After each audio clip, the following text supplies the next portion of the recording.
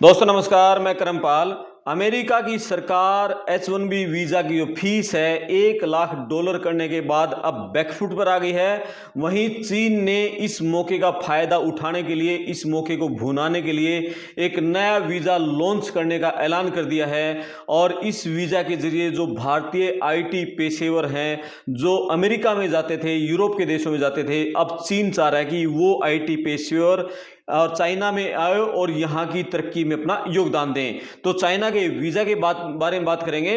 और एक mind blowing question है कि चाइना की मुद्रा क्या है और उसका अभी इंडियन रुपीज़ के हिसाब से क्या रेट चल रहा है, आप कमेंट बॉक्स में लिख सकते हैं। अब विस्तार से बातचीत करते हैं। अभी जो अमेरिका की सरकार, ट्रंप सरकार बैकफुट पे आई है, उसने जैसे ही $1 लाख वाले जो कानून पर हस्ताक्षर किए थे ट्रंप ने, उसके बाद पूरी दुनिया में हड़कंप मच गया था। और अमेरिका की जो बड़ी बड़ी टेक कंपनियां हैं, उन्होंने अपने उन सभी एम्प्लॉयज को मेल कर दी थी जो कि अमेरिका से बाहर गए हुए थे, कोई छुट्टियां मनाने गया था, कोई त्योहार पर गया था, घर वालों से मिलने गए हुए थे, तो मेल कर दिया था कि विदिन 24 आवर आप वापस अमेरिका में आ जाओ। तो पूरी दुनिया में हड़कंप मचने के बाद एयरपोर्ट पर भीड़ लगी और जो भी बच्चे अपने घर में आए हुए थे, अमेरिका से आए हुए थे, वो एयरपोर्ट की तरफ भागने लगे।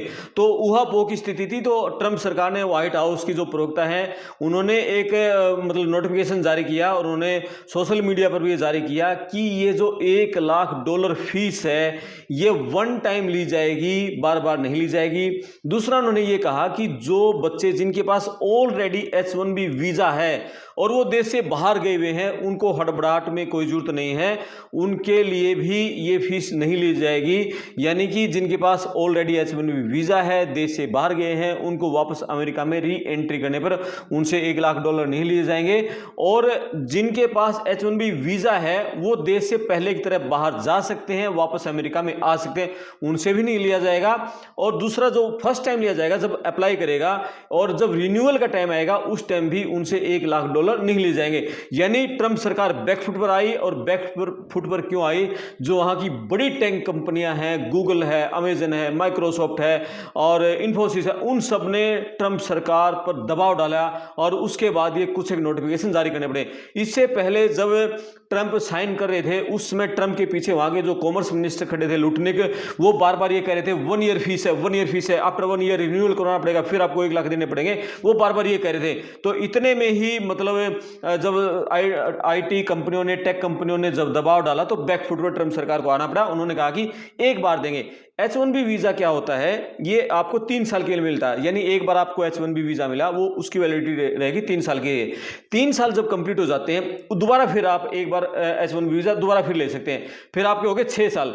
6 साल पूरे होने के बाद तीसरी बार आपको H1B वीजा नहीं मिलेगा। आप 2 बार यानी 2 टर्म पूरी कर लेंगे 3-3 साल की, 6 साल के बाद फिर आप अमेरिका के ग्रीन कार्ड के लिए अप्लाई कर सकते हैं। तो ये नियम है। तो 2 बार का नियम है। तो एक बार जब फर्स्ट टाइम आप लेंगे, उस समय देना पड़ेगा। रिन्यूअल आप करवाएंगे जब सेकंड टाइम 3 साल पूरे होने के बाद, तब भी आपको नहीं देने पड़ेंगे। ये एक तो उन्होंने क्लैरिफिकेशन जारी कर दिया। अब जो चाइना की सरकार है, उसने इस मौके का फायदा उठाया। चाइना अभी 12 तरह का वीजा देता है विदेशियों को, लेकिन अब चाइना की सरकार ने यह कहा है कि हम 13वां टाइप का एक वीजा लॉन्च करने जा रहे हैं। उसका नाम है के वीजा। और के वीजा उनके लिए है, IT प्रोफेशनल्स के लिए, जो स्टेम कोर्सेज के प्रोफेशनल हैं, साइंस, टेक्नोलॉजी, इंजीनियरिंग और मैथमेटिक्स, जो इनमें पढ़ाई करते हैं, इनमें जिन्होंने IIT से, इंडियन IIM से पढ़ाई की हुई है और जिनका सपना होता है अमेरिका में जाना, यूरोप में जाना और वहां जाकर वो बहुत डॉलर कमाते हैं, यूरो में जो बड़ी बड़ी नौकरियां करते हैं। तो चाइना की सरकार कह रही है कि आप चाइना में आइए, हम आपको नौकरियां भी देंगे, स्टार्टअप्स के मौके भी देंगे, आप अच्छी जॉब भी देंगे, अच्छी फैसिलिटीज भी देंगे, अच्छी आपको सैलरी भी देंगे और चाइना के विकास में आप योगदान दीजिए। क्योंकि चाइना आज अमेरिका के लिए सबसे बड़ा कंपटीटर बना हुआ है। अभी आप देखोगे, पीछे एक मामला था, जो दुनिया की सबसे बड़ी चिप कंपनी है एनवीडिया को ऑर्डर कर दिया ट्रंप ने कि आप अपनी जो चिप है, सबसे टॉप ग्रेड की, सबसे और सेकंड ग्रेड की, वो दोनों आप चाइना को नहीं बेचोगे। और जो थर्ड ग्रेड की चिप है, उसने कहा ट्रंप ने, ये आप चाइना को बेच सकते हो। और चाइना ने थर्ड ग्रेड की जो चिप है वो लेने से इनकार कर दिया और उन्होंने अपनी खुद की चिप विकसित कर ली और उन्होंने आपका एनवीडिया के मुकाबले में डीप सीक उन्होंने अपना एआई है वो जारी कर दिया। तो यानी चाइना बड़ा कंपटीटर है, चाइना को ये पता है अमेरिका से मुकाबला लेना है तो टेक्नोलॉजी के मुकाबले में बहुत आगे को बढ़ना पड़ेगा। तो इंडियन जो स्टेम कोर्सेज के जो प्रोफेशनल हैं, स्टूडेंट्स हैं, रिसर्चर हैं, उनको मौका उसने चाइना ने दे दिया है। 1 अक्टूबर से के वीज़ा लॉन्च होने जा रहा है और इस वीज़ा की क्या क्या खासियतें होंगी इसके बारे में जो इमिग्रेशन डिपार्टमेंट है वो 1 अक्टूबर के बाद खूब उसमें प्रचार करेगा। और अमेरिका में जो चीनी दूतावास है उसने भी ये कह दिया है, अमेरिका के यहाँ के स्टूडेंट हैं जो आईटी प्रोफेशनल्स हैं और जो अमेरिका में दूसरे देशों से जो लोग यहाँ पढ़ाई कर रहे हैं, जो यहाँ आईटी प्रोफेशनल हैं, वो चाहे तो चाइना में भी जॉब कर सकते हैं। उनके लिए हमने के वीज़ा लॉन्च कर दिया। के वीज़ा की खासियत एक तो ये रहेगी कि इसकी ड्यूरेशन लंबी रहेगी। जैसे H1B वीज़ा की ड्यूरेशन 3 साल की थी, लेकिन इसकी ड्यूरेशन 3 साल से ज़्यादा की रहेगी और इसमें लंबे समय तक आप वहाँ रह सकते हैं। चाइना मतलब वीज़ा के मामले में बहुत ओपन है आजकल। 75 देशों के साथ तो उसका वीज़ा फ्री मतलब वीज़ा की छूट है 75 देशों के साथ, और 50 से ज़्यादा देशों के साथ मतलब उसने ये कर रखा है कि आपको 240 घंटे का यानी 10 दिन का वीज़ा फ्री ट्रांजिट वो देता है, ये सुविधा आपको मिलती है।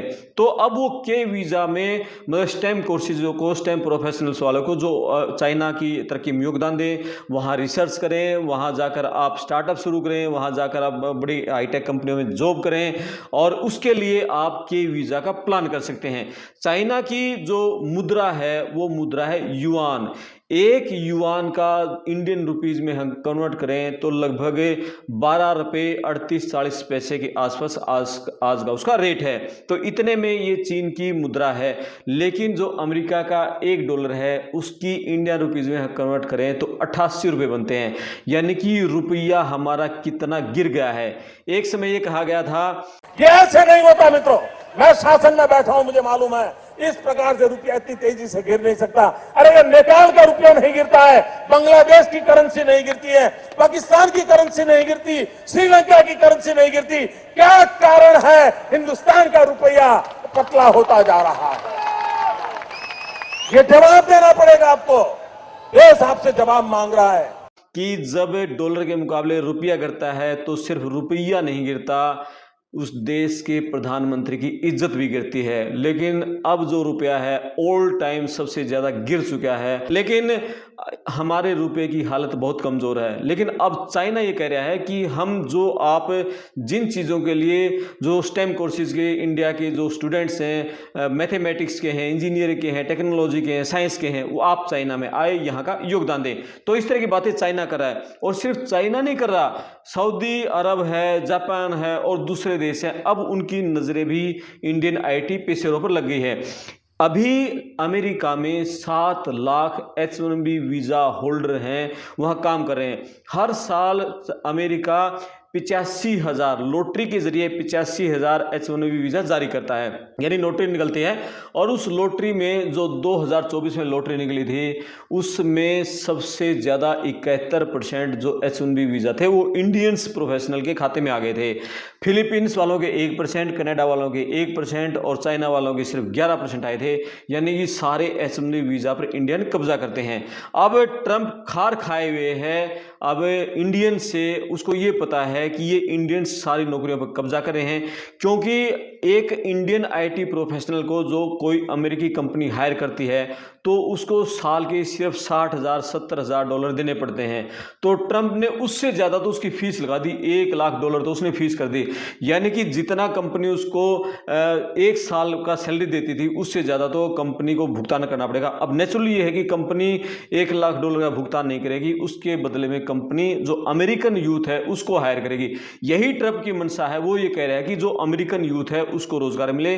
मैं मागा प्लान के तहत सत्ता में आया हूं दूसरी बार, मेक अमेरिका ग्रेट अगेन, कि यहाँ के जो लोकल यूथ है, यहाँ का जो युवा है, आप उसको ट्रेन कीजिए, उसको नौकरी दीजिए, उसको रोजगार दीजिए और यहाँ की अमेरिका की अर्थव्यवस्था मजबूत हो, या कि यहाँ का पैसा यहीं रह जाए। ऐसा ना हो कि आप विदेशियों को यहाँ नौकरी पर रखें, विदेशी यहाँ नौकरी करें और जो सैलरी मिलती है वो पैसा अपने देश में भेजें। तो अमेरिका की तरक्की उसका पहला प्लान है।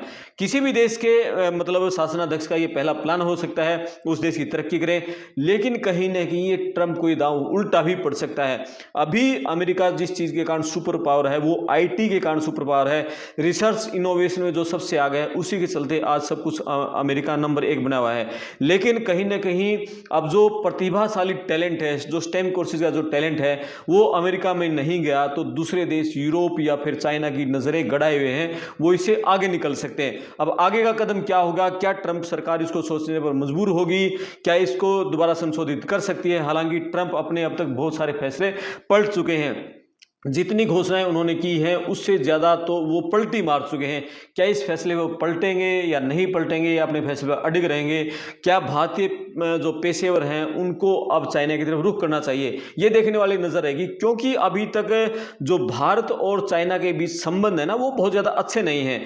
उसका एक बड़ा कारण है कि जो लैंग्वेज है, क्योंकि चाइना में इंग्लिश ज़्यादा नहीं है, वहाँ जो चाइनीज़ लैंग्वेज है उसका ज़्यादा प्रयोग है।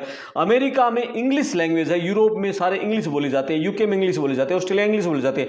इसलिए हमारे जो प्रोफेशनल है उन देशों की तरफ उनका रुझान ज्यादा है, क्योंकि हमारे इंडिया में बच्चे फर्स्ट क्लास से इंग्लिश पढ़ना शुरू करते हैं, उनसे वो इंग्लिश बोल सकते हैं, वो समझ सकते हैं, लिख सकते हैं, इसलिए उनका रुझान ज्यादा है। चाइनीज हमारे बच्चे ना तो सीखते हैं, ना उनको लिखनी आती है, ना वो पढ़नी आती है, ना बोलनी आती है। ये सबसे बड़ा कारण है। और दूसरा, हमारे जो देशों के बीच संबंध है चाइना के साथ वो बहुत अच्छे नहीं है।